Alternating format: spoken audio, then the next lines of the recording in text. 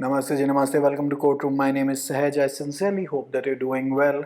When the bills are returned to the Parliament for a debate and even in the Rajya Sabha, you are going to see one section make all the news. Because in the Parliament, they really, apart from maybe a few provisions of the CRPC, they really won't understand the implications of the amendments to the Evidence Act. But this everyone will understand, and this is going to be a very hotly debated controversial section that once codified will have far-reaching implications. Let us understand what this is. So first and foremost, we'll have to go to Sedition, section 124A, which was brought in by an amendment act way back in the 1870s. Now this was primarily done to curtail our freedom fighters back in the day. Back in the day, if anyone were to speak against the Crown of UK, we would get you under the dock, under this section basically. In S.G. Bombardkere versus Union of India, the Supreme Court said, well, this is a colonial era law, why aren't you dropping it? The central government on record said that, hey, look, we are going to be introducing a brand new IPC very soon in the Parliament in which you won't see sedition at all. Great. So Supreme Court said, well, till then, we'll put it into abeyance, section 124A. Now the newer section that has popped up is section 195. Let us now compare it with sedition. Let us see the similarity and then let us see how it has been fine-tuned and tweaked to the new technology heavy era, the tech heavy era that is, alright. So once you go here, 124A sedition, whoever by words either spoken or written or by signs, I'll just zoom this in for you. Either spoken or written by signs or by visible representation or otherwise. You go to section 195 of the newer bill. It says whoever by words either spoken or written or by signs or by visible representation. So all of this is absolutely okay. Or otherwise. So or otherwise would have covered a lot of scenarios. Now they have put in one explicit scenario, or through electronic communication or otherwise. वो कहते हैं और कुछ भी सोच लो तो हम उसको भी और otherwise के अंदर cover out कर लेंगे. The note alongside the section, which basically I think becomes the title of the section eventually once this is codified, is Imputation, Assertion, Prejudicial to National Integration. So sedition was primarily against the government as established by law. Now they have used the same section, they have repackaged it and they have made it far more elaborate as compared to section 124A of the older times. And they have used the words prejudicial to national integration. Okay. So the chapter is important. Chapter 11 of offences against public tranquility. This is the chapter of the new Bharaitya Nyaya Sanhita that holds this, that contains this section. Earlier, I think chapter 4 used to be general exception, chapter 5 used to be abatement, chapter 6 used to be of offences against the state. So 124A must have been placed there. So of offences against the state, say हम आ गए हैं of offences against public tranquility. तो saying state के खिलाफ था ही नहीं. Sedition कहाँ से हुई? State के खिलाफ कुछ नहीं हो रहा. This is you disturb the public tranquility. We are going to get you under 195. Okay. तो यहाँ तक तो सारा कुछ same है. Brings or attempts to brings into hatred or contempt, or excites or attempts to excite disaffection towards the government established by law in India. So if we go and contextualize this section back in the day of 1870s, 80s, 90s, 1900s, all of our independence movement, the pre-independence era movements starting from 1857 onwards, उस सबको curtail करने के लिए ये primarily a law था, which was used up till now, and which government any which way wants to give up power over the citizens. So therefore this continued and continued and continued. Now here we go. All of that, this affection against the government established by law, it's all gone now. Now the newer things, otherwise says, so whoever makes or publishes any imputation that any class of persons cannot by reason of their being members of any religious, racial, language or regional group, baap re baap, or caste or community bear true faith and allegiance to the Constitution of India as by law established, or uphold the sovereignty and integrity of India. So now tomorrow, let us say, so this will basically closes down the dukaan of a lot of far right and a lot of far left wale journalists primarily.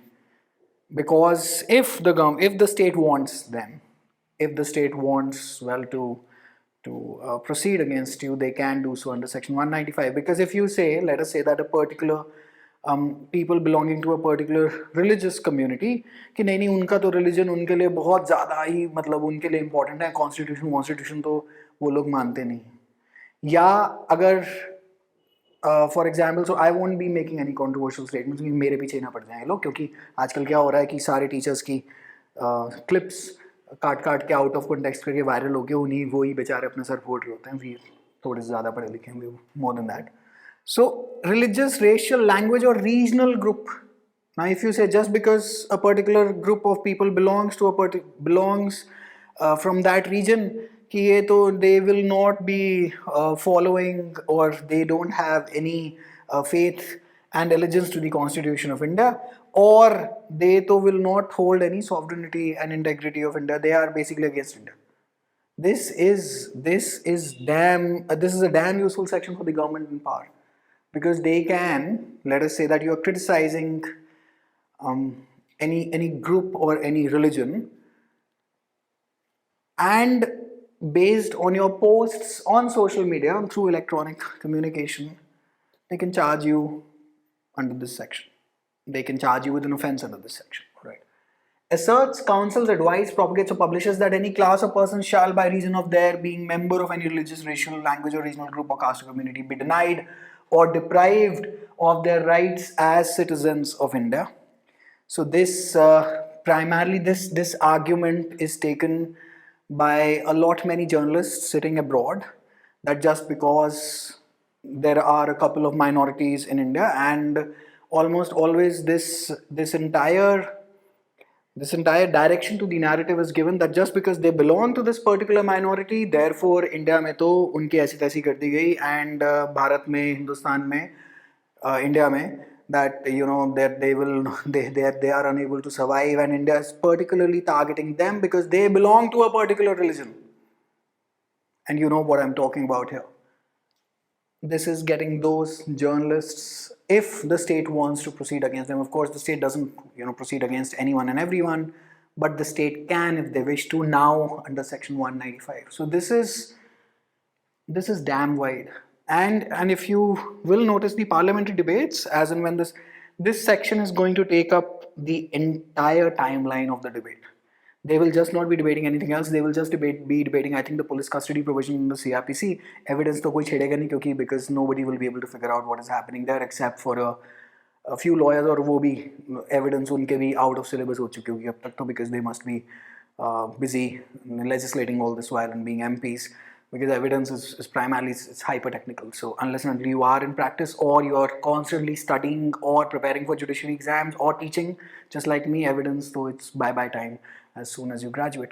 So this section के ऊपर ही सारी मार काट होगी, सारी लड़ाई होगी. Then it says makes, because I'll tell you why, because काफी लोगों की काफी दुकानें चलती हैं. There's a lot of funding. There's a lot of funding. Then there are a lot of genuine issues as well. There's a lot of shops. There's a lot of businesses that run based on news reports, howsoever true or howsoever false that they may be. Now this section can enable the state to shut down those shops in 1 second. Now this is not exactly a very positive section, because there has to be some control or limit over the state's power, because the state misuses its powers very often. Because if the state weren't misusing their powers very often, you won't have Part 3 fundamental rights in the Constitution of India to begin with, or the basic structure theory, or the endless Supreme Court judgments that exist on this matter.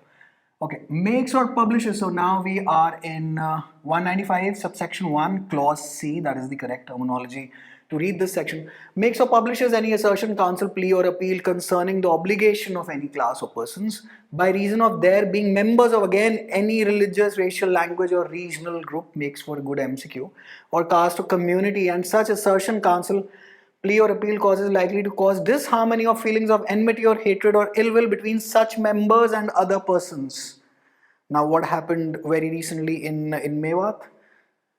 They are trying to catch hold of these elements online over me, because Electronic communication will then get WhatsApp under its belt, Instagram under its belt, everything will be covered. So this is far reaching, right? Makes or publishes false or misleading information jeopardizing the sovereignty, unity and integrity or security of India. This pretty much you can say is sedition reborn in a very newer avatar, in which you can say that the state is saying, hey, we are not saying that you are expressing any disaffection towards the government established by law in India, but however you dare not make or publish false or misleading information that jeopardizes the sovereignty, unity and integrity or security of India. So this those often जिसमें ये लोग काफ़ी लोग बाहर की जो publications हैं या even internal हमारी कुछ publications हैं, then they intentionally almost always disrupt India's map and publish an incorrect map, and then they're trying to make an imputation there. We can catch you under here, and then charge जो offense जो यहाँ पे लगेगा. This is pretty much sedition, just that it's packaged very neatly now. It's almost like saying samosa versus chickpea, tomato filled in delightful crusts, fried to perfection, something like that. Whatever these food bloggers keep on doing. All right. Shall be imprisonment which may extend to 3 years or fine. Now see subsection 2. Whoever commits an offence specified in subsection 1 in any place of worship or in any assembly engaged in the performance of religious worship or religious ceremonies. So offence specified in subsection 1. If it is done in religion, in religious ceremonies. So for example, back in the day, I think one politician made a very ugly remark कि 15 minute police हटा दो फिर हम दिखाते हैं. Some stuff such as that. While let us say that there is some religious people are gathered for some religious ceremony, and a so-called spiritual leader or a religious leader again in quotes, makes assertion against the other communities कि दिखाएंगे इनको ये करेंगे वो करेंगे. Now no matter of what religion, whether it's from the majority or from any minority, both, so the coin has both the sides, we get you for around, which may extend to 5 years, may extend to, but relevant provision in the CRPC. So again, in the schedule, we'll just have to see. I think ditto likha hua, I think it should be non-cognizable, and I think this is going for non-bailable as well. So non-bailable, if this is, this is because it has a lot of drafting errors, so I really don't know what changes, but prima facie, this is the screenshot that I've pulled from the CRPC. Schedule वहाँ पे दे रखा होता है, and then they classify offences into आपके cognizable and bailable, no, cognizable, non-cognizable, bailable, non-bailable. तो ये non-bailable के नीचे ditto लिखा हुआ है, और यहाँ पे I think ऊपर I think it was non-cognizable, because if it were cognizable then it would have been अभी तक तो बहुत ज़्यादा हल्ला मच चुका होता है media. So for CLAT PG this judgment becomes important. And for any which way, this is now static legal GK for most legal exams, for high level legal exams, that is judiciary, pre and etc. Now if you see this is the most, I believe this is the most, nobody will have, so except the objection of, why are you doing this reshuffling? So they'll say, no, we wanted to give precedence to offences against women and children. अरे भाई, अगर वो किताब में section 300 onwards भी थे, like around 375, 360s, 375, 380s, whatever, 354 से लेके mostly 375 या 376 आगे तक, तो वहाँ पे भी अगर पढ़े रहने देते तो precedence मतलब उसी किताब में थे. Just because they are ordered higher doesn't mean anything in law, basically. So that's one criticism. Other offences, we'll do a dedicated lecture now. The next lecture will be on the newer offences, the absolutely brand new sections in IPC that they've introduced. We'll do a lecture on that. And the newer sections, nobody will have a problem with, except for this. So once the parliamentary debate starts, you will see all hell will break loose on section 195. The discussions will be mostly centered around this section, because it has given the state, as defined under Article 12 of the Constitution of India, Part 3, Fundamental Rights, it has given them a hell load of power And by the time your inquiry trial ends, who knows what the decisions may be, because it all then depends on the kind of magistrates and the kind of interpretation that they may apply. So this will have far reaching consequences. And since this is media related, so media is going to, it's going to go bonkers with this section once the parliamentary debates start.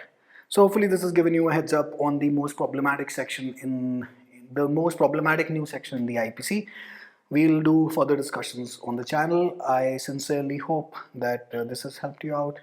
What do you think of section 195? Let us know in the comments below. We'll have a discussion if possible. Wishing you all the very best. Take care. Bye.